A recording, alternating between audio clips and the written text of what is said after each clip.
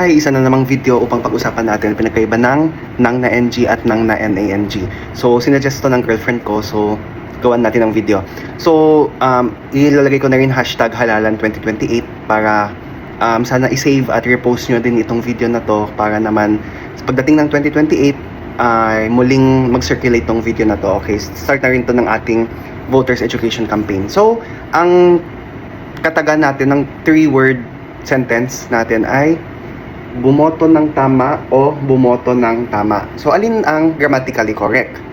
Kung akong tatanungin, dalawa sila grammatically correct. Okay, ano pinagkaiba ng bumoto ng tama NG at bumoto ng tama NANG? Magsimula tayo dito sa baba, bumoto ng tama NANG. Muli, this is verb, adverb. Bumoto ng tama. Vote correctly.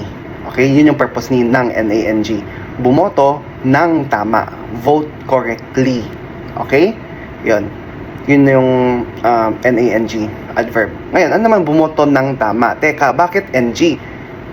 Ang tama dito ay magiging pangalan, noun. Bumoto ng tama.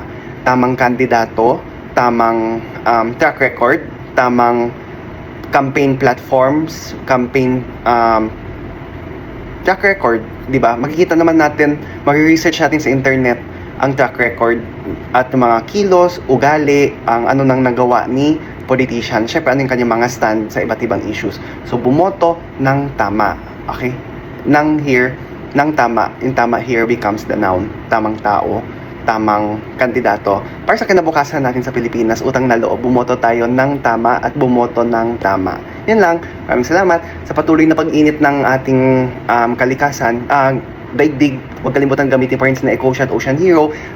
Refrain, bawasan, avoid, boycott ang paggamit ng AI. Utang na loob, please lang. Ang init-init na. AI consumes a lot of electricity and clean water.